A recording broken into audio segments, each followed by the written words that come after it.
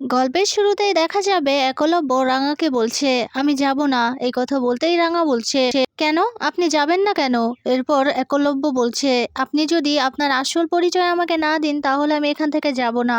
এরপর রাঙা বলছে দেখুন এখন কিন্তু হেয়ালি করার সময় নয়, আপনাকে এক্ষুনি আমার সাথে যেতে হবে। এরপর একলব্য বলছে আমি তো বললামই যদি আপনার মুখটা দেখতে দেন তাহলে কিন্তু আমি আপনার সাথে যাব। এরপর রাঙা বলছে সেটা কিছুতেই সম্ভব না, আমি কথা দিচ্ছি আপনাকে এই সবকিছু আপনাকে খুলে বলা হবে, আপনার কাছে সবকিছুই ক্লিয়ার হবে, শুধু একটু সময় দিন। এই কথা বলতে একলব্য রেগে গিয়ে বলছে আর কত সময় দেব, আমি একদম ধোঁয়াশার মধ্যে আছি, প্লিজ আপনারা কেউ বলবেন কি হচ্ছে। এরপর রাঙা বলছে আস্তে আস্তে সবকিছু জানতে পারবেন, এখন চলুন আমার সাথে। একথা বলে রাঙা আগে আগে হাঁটতে থাকে আর পিছু পিছু একলব্য কোনো কুল কিনারা না পেয়ে পিছু পিছু হাঁটতে থাকে রাঙার। আর তারপর ওইদিকে দেখা যাবে প্রমিতাকে সবাই জিজ্ঞেস করাতে প্রমিতা বলছে আমি যা করছি সবার ভালোর জন্যই করছি, আমি কারোর ক্ষতি চাই না। আর আমার আক্কুর জন্য কি আমার একটুও কষ্ট হচ্ছে না? তোরা কি ভাবছিস আমি বাড়িতে আছি বলে কি আমার আক্কুর কোনো খোঁজ খবর আমি রাখছি না? আক্কুকে খোঁজার জন্য আমি কিছুই করছি না? এ কথা বলতেই পাঞ্চালি বলছে সত্যি তুমি কিছু করছো মা? তোমাকে তো আমি সারাক্ষণই দেখছি তুমি ফোন নিয়ে বিজি, তুমি ফোনে কারোর সাথে কথা বলছো, তুমি তোমার কাজটাকে আগে দেখছো, কিন্তু আমাদের কোনো খোঁজ খবরই তুমি রাখছো না, আমাদের কোনো খেয়ালই রাখছো না, তুমি আমাদের জন্য কোনো চিন্তাই নেই তোমার। এই কথা বলতেই প্রমিতা বলছে পাঞ্চালি তুই না একটু বেশি বলছিস, আমি বলছি তো একদিন সবকিছু বুঝতে পারবি, তখন বলবি যে তোর মা কোনো কিছুই করেনি, কোনো ক্ষতি হোক তোদের এরকম কোনো কিছু করেনি, বরং তোদের সবার ভালোর জন্যই এসব কিছু করেছে। এ কথা বলতেই দেখা যাবে অঙ্কুর বলছে পাঞ্চালি আমি তো বলছি মাকে এভাবে বলো না। এরপর দেখা যাবে প্রমিতা বলছে অঙ্কুর তুমি ওকে নিয়ে যাও এখান থেকে। এরপর সব্য বলছে আয় পাঞ্চালি আমি তো বলেছিলাম যে মা হয়তো কিছু একটা করতে চাইছে, মা জানোই তো একলব্যকে খুঁজে পাওয়া যাচ্ছে না তাই আমাদের মাথা ঠিক নেই, পাঞ্চালি এই কারণে এসব কিছু বলেছে। এরপর প্রমিতা বলছে হ্যাঁ। এরপর পাঞ্চালি চিৎকার করে বলছে আমি যা বলছি একদম সত্যি কথাই বলছি অঙ্কুর, তুমি আমাকে নিয়ে যাওয়ার চেষ্টা করো না, মাকে আজকে এইসব প্রশ্নের উত্তর দিতেই হবে কেন আমাদের ধোঁয়াশার মধ্যে রেখেছে, আমরা তো কোনো ক্ষতি চাইছি না, তাহলে আমাদের কেন বলছে না এইসব কথা। এরপর প্রমিতা বলছে এমন একটা ঝামেলার মধ্যে আমরা ফেসে গেছি আর এই শহরে এমন একটা ঝামেলা হতে যাচ্ছে, সেটা যদি এখন আমি তোদেরকে বলি তাহলে এই ঝামেলাটা আমরা কিছুতেই আটকাতে পারবো না। আর এর থেকেও বড় কথা হচ্ছে রাঙা বেঁচে আছে আর রাঙার জন্যই তো এসব কিছু হচ্ছে, তোরা এটাই ভাবছিস তো? তাহলে শুনে রাখ রাঙার জন্য এসব কিছু হচ্ছে না, রাঙা বরং সবাইকে বাঁচানোর চেষ্টা করছে। এই যে বললি না যে দুটো রাঙা, এই সব কিছুর উত্তর রাঙা ঠিক নিজে এসেই দেবে। এই কথা বলতেই দেখা যাবে অবাক হয়ে যায় পাঞ্চালি, ওইদিকে আড়ালে থেকে সবটাই লুকিয়ে লুকিয়ে শুনছে ময়না। এদিকে দেখা যাবে নৃসিংহ প্রসাদের কাছে ফোন এসেছে, সে গুন্ডারা ফোন করেছে নৃসিংহ প্রসাদকে। এরপর নৃসিংহ প্রসাদ বলছে কি হলো মেয়েটাকে মেরে ফেলেছো তো? এরপর সে গুন্ডাগুলো বলছে না স্যার আমরা মারতে পারিনি, সেই মেয়েটা আমাদের মেরে চলে গেছে এখান থেকে, একলব্য বসুকে নিয়ে চলে গেছে। এই কথা শুনে চিৎকার করে ওঠে নৃসিংহ প্রসাদ। এমন অবস্থা দেখে বৃন্দা আর ইনায়াও ভয় পেয়ে যায়। ইনায়া বলছে ড্যাডি কি হয়েছে বলো আমাকে।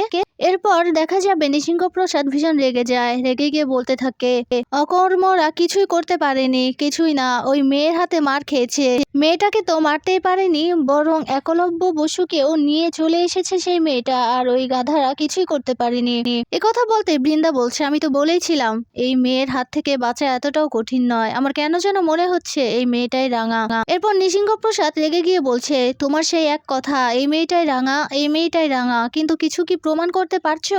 কিছুই তো প্রমাণ করতে পারছো না, এই মেয়েটা একে তো। এইদিকে এভাবে লড়াই করে সব গুন্ডাদের মাত করে দিচ্ছে আর ওইদিকে আশ্রমের মেয়েটাও তো গুন্ডাদের মেরেছে, কারো থেকে কেউ কম নয়, তাহলে তুমি কোনটাকে রাঙা বলবে, কোনটাকে বলবে যে রাঙা? এই কথা বলতেই দেখা যাবে বৃন্দা চিন্তিত হয়ে যায়, বলছে ঠিকই তো, আসলে রাঙা কোনটা? এই কথা বলতেই দেখা যাবে সেখানে চলে আসে সত্যজিৎ আর তার ফোর্স। আর তখন সত্যজিৎকে দেখেই তো চমকে যায় নৃসিংহ প্রসাদ। এরপর নৃসিংহ প্রসাদ বলছে কি আপনারা? এরপর দেখা যাবে সত্যজিৎ বলছে আপনার মেয়ে ইনায়াকে তো আমরা ছেড়ে দিয়েছি, কিন্তু আপনাদের এতটুকুই বলতে এসেছি, আপনাদের ওয়ার্নিং দিতে এসেছি, আপনারা যে গুন্ডা দিয়ে একলব্য বসুকে কিডন্যাপ করিয়েছিলেন সেই প্রমাণ কিন্তু আমাদের কাছে আছে, শুধুমাত্র সময়ের অপেক্ষা। আর একলব্য বসু যদি এসে আপনাদের বিরুদ্ধে স্টেটমেন্ট দেয় তাহলে আপনাদের অবস্থাটা কি হবে বুঝতে পারছেন?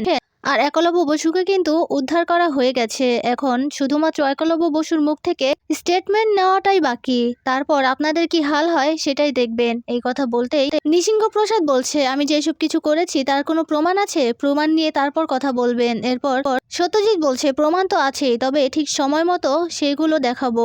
আর আপনার শাস্তি পেতেও কিন্তু বেশি সময় লাগবে না নৃসিংহ প্রসাদ রায়। এই কথা বলতেই চমকে যায় নৃসিংহ প্রসাদ। এদিকে ভয় পেতে থাকে বৃন্দা। এরপর সত্যজিৎ বৃন্দাকে বলছে, শুনুন বড় বৌদি, আপনিও কিন্তু পার পাবেন না। এইসব কিছুর ভেতরে যে আপনিও জড়িত সেই সব খবর কিন্তু আমাদের কাছে আছে। যখন আমরা টান দেব না, গাছ সহ উপড়ে ফেলবো। এই কথা বলতেই বৃন্দা ভয় পেয়ে যায়। এরপর সত্যজিৎ সেখান থেকে চলে যায়। ওইদিকে দেখা যাবে গাড়িতে করে রাঙার সাথে আসছে একলব্য। এরপর একলব্য বারবার করে বলছে, আপনি বলবেন না আপনি কে? এরপর রাঙা বলছে, সেটা জরুরি নয়, এখন আপনাকে বাড়ি ফিরতে হবে আর আপনার বাড়ির লোক খুব চিন্তা করছে। এরপর একলব্য বলছে, আপনি কি করে বুঝলেন? এরপর রাঙা বলছে, আপনার পরিবারের লোকজন পুলিশে ডায়েরি করেছে, সেখান থেকে আমি জানি, আর সেখান থেকে আমাকে পাঠানো হয়েছে আপনাকে উদ্ধার করার জন্য। এরপর দেখা যাবে একলব্যদের বাড়ির সামনে গাড়ি এসে থামে। আর তখন রাঙা বলছে, যান, আপনার বাড়ি চলে এসেছি, এবার আপনি নামুন আর বাড়ি থেকে একদম বেরোনোর চেষ্টা করবেন না। এরপর একলব্য রাঙার দিকে তাকিয়ে আছে। এদিকে একলব্যকে নামিয়ে দিয়ে রাঙা তাৎক্ষণিক সেখান থেকে গাড়ি নিয়ে চলে যায়। এরপর একলব্য বাড়ির ভেতরে যেতেই তো দেখা হয় পাঞ্চালির সাথে। সেখানে ময়নাও ছিল।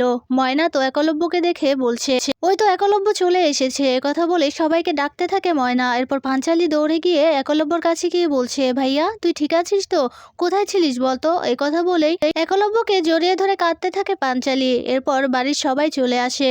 একলব্যকে অঙ্কুর বলছে, কি হলো একলব্য, কোথায় ছিলে বলো, আর তোমাকে কে এনে দিয়ে গেল? তুমি কি একাই বাড়িতে এলে? এরপর একলব্য কিছুই বলে না। ওইদিকে বাড়িতে এমন চেঁচামেচি দেখে নিচে চলে আসে সার্থকী। সার্থকী এসে একলব্যকে দেখে চমকে যায়, বলছে, কিরে একলব্য, তুই ফিরে এসেছিস? যাক বাবা, বাঁচা গেল, তুই ফিরে এসেছিস। এরপর সবাই প্রশ্ন করাতে একলব্য বলছে, আমি ফিরে আসিনি, আমাকে আনা হয়েছে। একথা বলতে পাঞ্চালি বলছে, কে এনেছে তোকে ভাই? এরপর একলব্য বলছে, একটা মেয়ে, একটা অচেনা একটা মেয়ে, মুখটা বাঁধা ছিল, সেই কারণে আমি ওকে চিনতে পারিনি, তবে আবার মনে হয়েছে, চোখ দেখে মনে হয়েছে ওই রাঙা।